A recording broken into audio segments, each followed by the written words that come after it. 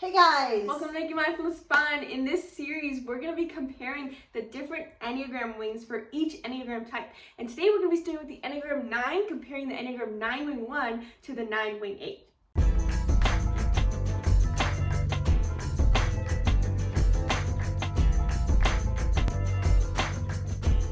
Please make sure that you like this video before we start, subscribe to our YouTube channel, and turn on post notifications so you don't miss a single video in our series. So hopefully you've already learned what Enneagram you are, and you've seen in our past videos things that you need for self-care for your Enneagram. Well, Enneagram is your core desire, but we always have a wing that tends to show up in our behavior. So as myself as an 8, I'm either an 8 wing 7 or an 8 wing 9. And so today we're talking about the 9s. And so they're either a 9 with a wing 8 or a 9 with a wing 1. And it's really important to understand your wing, because your wing is how you show up in life. It's how you behave and kind of how you want to set up your environment. And as much as we want to feel like, oh, I'm very balanced in my wings, I feel that we naturally have this inner wing in us that maybe we're not always paying attention to, with programming and how we've been raised. Maybe we think like, oh, well, in theory, it's great to have a little bit of both wings, but what we're going to do with this series is try to help you find which wing you're naturally drawn to more, or maybe the wing that makes you light a fire inside you.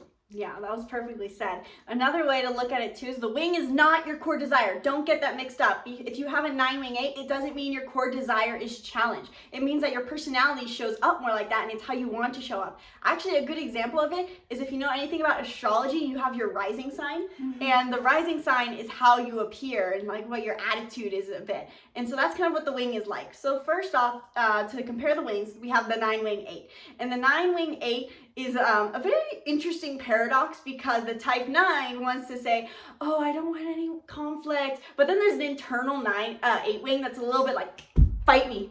So it's a little bit of a weird paradox, but it shows up as that if you're a 9 wing 8, you're going to be a little more extroverted than the 9 wing 1. You're going to desire being around people more, and you're going to have a little bit more of an assertive, not necessarily assertive, but bold personality. You want to be more loud around people. If you haven't watched our old videos, Isabelle's a 9 wing 8, and so she's the expert at this, and it's very true, because as much as Isabelle might seem like really easygoing, if you've seen her on these videos, she's way more assertive. And I think that luckily with all this, it plays to her personality really well. That's why we started this channel. But yeah. Go ahead.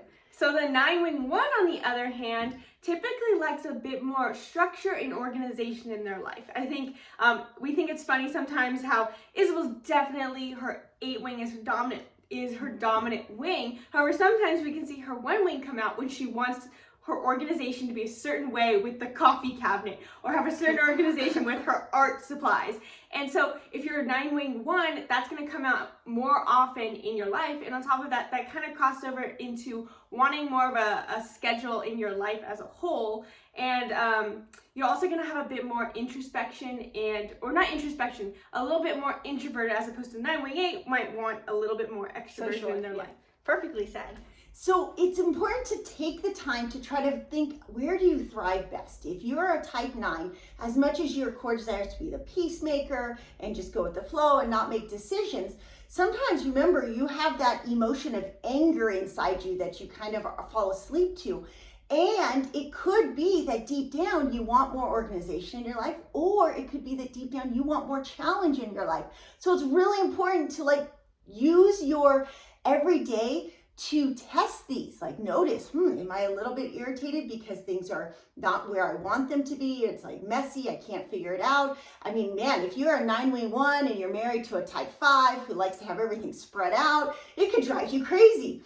Or if you're a 9 wing 8 and you're with somebody who doesn't really, maybe you're married or you have a sibling that's a type 6, and you want to engage and challenge everything. And then they like to have things a little bit more rule following, and I they think like it would that be loyalty. really important for a 9-wing-8 to make sure you have some challenging outlets. Specifically, I think exercise would be really healthy for a 9-wing-8. Oh yeah, for sure. So yeah, literally write down today and go through your day, write out how you go and notice, where does my 1 wing come out? Where does my 8 wing come out? Okay, let's see, I get up in the morning and I'm already like have my routine, your morning routine maybe or something, and that's where my 1 wing comes out. Now notice where you have your 8 wing come out, and notice which one you feel more in alignment. Not necessarily that you feel calm and peaceful, because that could be numbing out. Notice where you feel like you're thriving. Awesome. So I hope you like that. Please comment below. Let us know which wing you are, and if it helps for you to have a little bit of both in your day, or do you prefer to just stay on one side like your 9-wing-8 or 9-wing-4, 9-wing-1.